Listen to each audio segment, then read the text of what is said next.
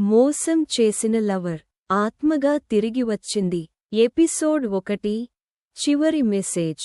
వర్షం కురుస్తున్న రాత్రి రాహుల్ తన ఫోన్లో ఒక మెసేజ్ చూస్తాడు. నన్ను మోసం చేశావు, నిన్ను వదిలిపెట్టను. అది చూసి అతను షాక్ అవుతాడు. ఎందుకంటే ఆ మెసేజ్ పంపినది నందిని. కాని నందిని కొన్ని రోజుల క్రితమే ప్రమాదంలో చనిపోయింది. ఇది ఎవరి పని అని అనుకుంటూ కాల్ చేస్తాడు. కాని ఫోన్ స్విచ్ ఆఫ్.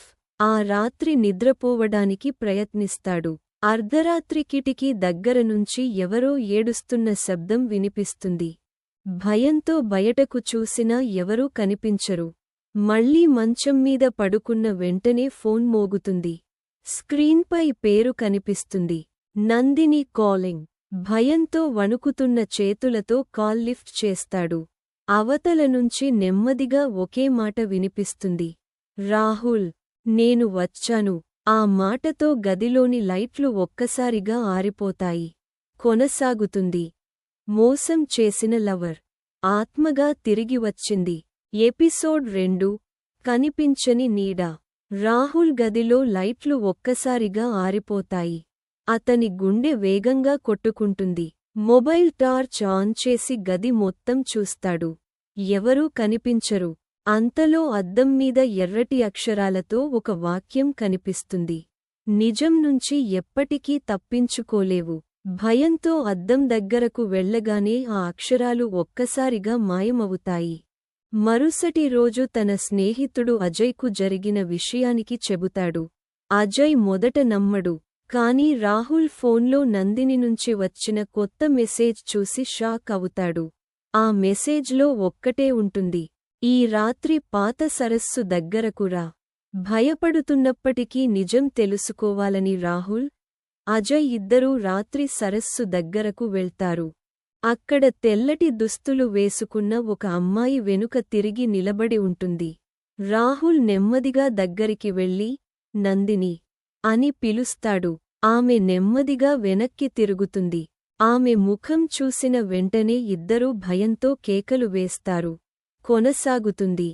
మోసం చేసిన లవర్ ఆత్మగా తిరిగి వచ్చింది. ఎపిసోడ్ 3 భయంకరమైన నిజం. సరస్సు దగ్గర నిలబడి ఉన్న ఆ అమ్మాయి నెమ్మదిగా వెనక్కి తిరుగుతుంది.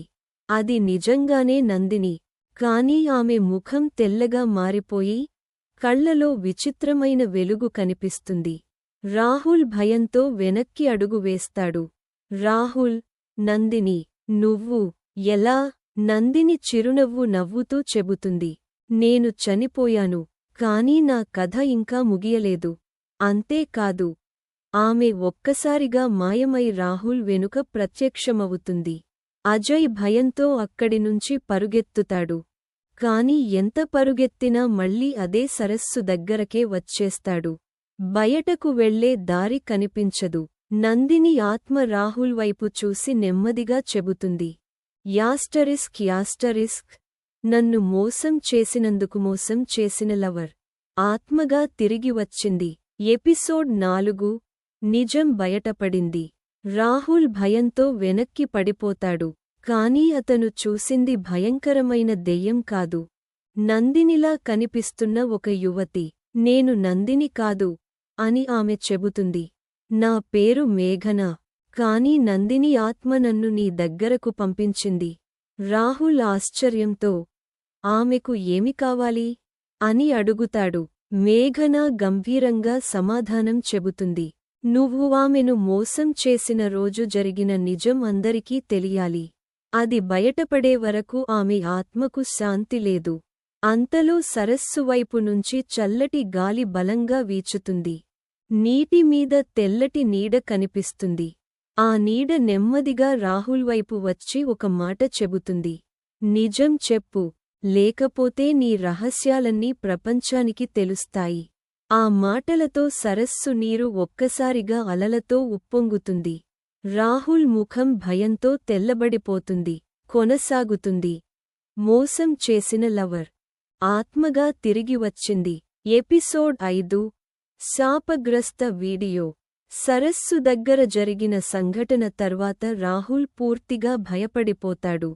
ఇంటికి వెళ్ళినా నందిని చెప్పిన మాటలు అతని చెవుల్లోనే మారుమోగుతుంటాయి. మరుసటి ఉదయం అతని ఫోన్కు ఒక తెలియని నంబర్ నుంచి వీడియో వస్తుంది. వీడియో ఓపెన్ చేయగానే అతని గుండె ఆగినంత పని అవుతుంది.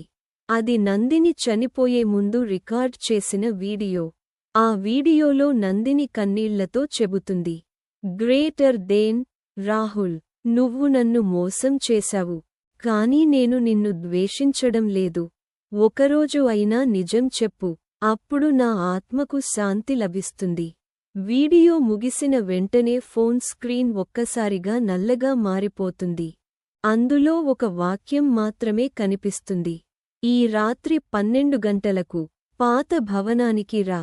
రాహుల్ వెళ్ళాలా వద్దా అని ఆలోచిస్తుండగా ఇంటి బయట తలుపు మీద 3 సార్లు గట్టిగా తట్టిన శబ్దం వినిపిస్తుంది. అతను తలుపు తెరవగానే బయట ఎవరూ ఉండరు. కానీ నేలపై ఒక పాత తాళంచెవి మాత్రమే కనిపిస్తుంది. కొనసాగుతుంది. మోసం చేసిన లవర్ ఆత్మగా తిరిగి వచ్చింది. ఎపిసోడ్ 6 పాత భవనం రహస్యం. రాత్రి 12 గంటలకు రాహుల్ చేతిలో దొరికిన పాత తాళంచెవితో పాడుబడ్డ భవనం వద్దకు చేరుకుంటాడు. చుట్టూ నిశ్శబ్దం. గాలి శబ్దం మాత్రమే వినిపిస్తుంది. భవనం తలుపుకు తాళంచెవి పెట్టగానే అది నెమ్మదిగా తెరుచుకుంటుంది. లోపల దుమ్ముతో కప్పబడ్డ గదులు, పాత ఫోటోలు, విరిగిపోయిన ఫర్నిచర్ కనిపిస్తాయి. ఒక గది గోడపై నందిని ఫోటో వేలాడుతూ ఉంటుంది. రాహుల్ ఆశ్చర్యపోతాడు. అంతలో ఒక పాత టేప్ రికార్డర్ తనంతట తానే ఆన్ అవుతుంది. అందులో నందిని స్వరం వినిపిస్తుంది, రాహుల్, నేను చనిపోయింది ప్రమాదంలో కాదు. ఆ రోజు జరిగిన నిజం ఈ భవనంలో దాగి ఉంది. ఆ నిజాన్ని బయటపెట్టు. ఆ మాటలు ముగియగానే నేలపై ఉన్న పాత పెట్టె ఒక్కసారిగా తెరుచుకుంటుంది.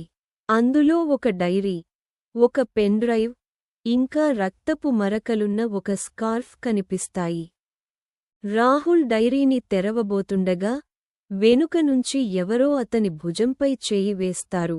అతను నెమ్మదిగా వెనక్కి తిరుగుతాడు. కొనసాగుతుంది. మోసం చేసిన లవర్ ఆత్మగా తిరిగి వచ్చింది. ఎపిసోడ్ 7 అసలు నేరస్తుడు. రాహుల్ వెనక్కి తిరిగి చూశాడు. అక్కడ నందిని ఆత్మ కాదు, పోలీస్ అధికారి అరవింద్ నిలబడి ఉన్నాడు. భయపడకు అని అతను అన్నాడు. నేను చాలా రోజులుగా ఈ కేసును రహస్యంగా దర్యాప్తు చేస్తున్నాను. రాహుల్ డైరీని పోలీస్ అధికారికి ఇస్తాడు. అందులో నందిని తన చివరి రోజుల గురించి రాసి ఉంటుంది.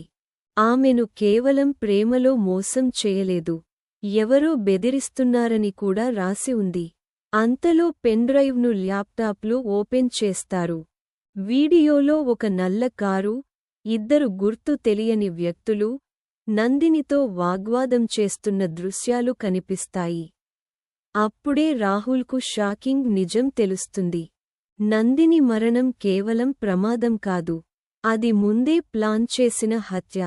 అయితే ఆ హత్య వెనుక ఉన్న వ్యక్తి ఎవరు? అంతలో భవనం బయట నుంచి ఒక గన్ శబ్దం వినిపిస్తుంది. ఢామ్! కిటికీ అద్దం పగిలిపోతుంది. ఒక బుల్లెట్ రాహుల్ తల పక్కన దూసుకెళ్తుంది. చీకటిలో నుంచి ఒక వ్యక్తి గట్టిగా అరుస్తాడు, ఆ పెన్డ్రైవ్ నాకు ఇవ్వండి, లేకపోతే మీ ఇద్దరూ బ్రతకరు. కొనసాగుతుంది. ఎపిసోడ్ 8 చీకటిలో వెంటాడిన హంతకుడు గన్ శబ్దం వినిపించగానే రాహుల్, పోలీస్ అధికారి అరవింద్ నేలపై పడిపోతారు. భవనం అంతా చీకటిలో మునిగిపోతుంది. బయట నుంచి నల్ల దుస్తులు ధరించిన వ్యక్తి టార్చ్తో లోపలికి వస్తాడు. ఆ పెన్డ్రైవ్ ఎక్కడా అని కోపంగా అరుస్తాడు. రాహుల్ చాకచక్యంగా పెన్డ్రైవ్ను తన జేబులో దాచేస్తాడు. అంతలో భవనం అంతా చల్లటి గాలి వీచుతుంది. గోడలపై వేలాడుతున్న ఫోటోలు ఒక్కొక్కటిగా కింద పడిపోతాయి. ఆ రహస్య వ్యక్తి ఒక్కసారిగా ఆగిపోతాడు. అతని వెనుక తెల్లటి చీరలో నందిని ఆత్మ కనిపిస్తుంది. నువ్వు చేసిన పాపాలకు ఇప్పుడు శిక్ష తప్పదు అని ఆమె స్వరం మారుమోగుతుంది. భయంతో ఆ వ్యక్తి గన్ను కింద పడేస్తాడు. పరుగెత్తడానికి ప్రయత్నిస్తాడు. కాని భవనం ప్రధాన తలుపు తనంతట తానే మూసుకుపోతుంది. అతను కేకలు వేస్తూ, నన్ను క్షమించు. నేను ఒక్కడిని కాదు. ఈ హత్య వెనుక ఇంకొకరు ఉన్నారు అని ఒప్పుకుంటాడు. అంతలో పై అంతస్తు నుంచి ఎవరో నెమ్మదిగా కిందకు దిగుతున్న అడుగుల శబ్దం వినిపిస్తుంది. ఆ వ్యక్తి ముఖం కనిపించగానే రాహుల్, అరవింద్ ఇద్దరూ షాక్ అవుతారు. అది రాహుల్కు అత్యంత సన్నిహితుడు అజయ్. కొనసాగుతుంది. మోసం చేసిన లవర్ ఆత్మగా తిరిగి వచ్చింది. ఎపిసోడ్ 8 చీకటిలో వెంటాడిన హంతకుడు. గన్ శబ్దం వినిపించగానే రాహుల్, పోలీస్ అధికారి అరవింద్ నేలపై పడిపోతారు. భవనం అంతా చీకటిలో మునిగిపోతుంది. బయట నుంచి నల్ల దుస్తులు ధరించిన వ్యక్తి టార్చ్తో లోపలికి వస్తాడు. ఆ పెన్డ్రైవ్ ఎక్కడా అని కోపంగా అరుస్తాడు. రాహుల్ చాకచక్యంగా పెన్డ్రైవ్ను తన జేబులో దాచేస్తాడు. అంతలో భవనం అంతా చల్లటి గాలి వీచుతుంది. గోడలపై వేలాడుతున్న ఫోటోలు ఒక్కొక్కటిగా కింద పడిపోతాయి. ఆ రహస్య వ్యక్తి ఒక్కసారిగా ఆగిపోతాడు. అతని వెనుక తెల్లటి చీరలో నందిని ఆత్మ కనిపిస్తుంది. నువ్వు చేసిన పాపాలకు ఇప్పుడు శిక్ష తప్పదు అని ఆమె స్వరం మారుమోగుతుంది. భయంతో ఆ వ్యక్తి గన్ను కింద పడేస్తాడు. పరుగెత్తడానికి ప్రయత్నిస్తాడు. కాని భవనం ప్రధాన తలుపు తనంతట తానే మూసుకుపోతుంది. అతను కేకలు వేస్తూ, నన్ను క్షమించు. నేను ఒక్కడిని కాదు. ఈ హత్య వెనుక ఇంకొకరు ఉన్నారు అని ఒప్పుకుంటాడు. అంతలో పై అంతస్తు నుంచి ఎవరో నెమ్మదిగా కిందకు దిగుతున్న అడుగుల శబ్దం వినిపిస్తుంది. ఆ వ్యక్తి ముఖం కనిపించగానే రాహుల్, అరవింద్ ఇద్దరూ షాక్ అవుతారు. అది రాహుల్కు అత్యంత సన్నిహితుడు అజయ్. కొనసాగుతుంది. ఎపిసోడ్ 9 స్నేహితుడి ద్రోహం. అజయ్ చిరునవ్వుతో ముందుకు వచ్చి, ఇక నిజం దాచాల్సిన అవసరం లేదు అని చెబుతాడు. అతడే నందిని మరణానికి కారణమైన కుట్రలో భాగమని ఒప్పుకుంటాడు. డబ్బు కోసం కొందరితో కలిసి ఆమెను బెదిరించాడని చెబుతాడు. పరిస్థితి అదుపు తప్పి ఆమె ప్రాణాలు పోయాయని వెల్లడిస్తాడు. రాహుల్ కన్నీళ్లతో కుప్పకూలిపోతాడు. నా తప్పు వల్లే ఆమె ఈ పరిస్థితికి వచ్చింది అని బాధపడతాడు. అప్పుడే నందిని ఆత్మ ప్రత్యక్షమవుతుంది. ప్రతీకారం కాదు, నిజం బయటపడాలని మాత్రమే కోరుకున్నాను అని ఆమె ప్రశాంతంగా చెబుతుంది. పోలీస్ అజయ్ను, అతని సహచరులను అరెస్ట్ చేస్తారు.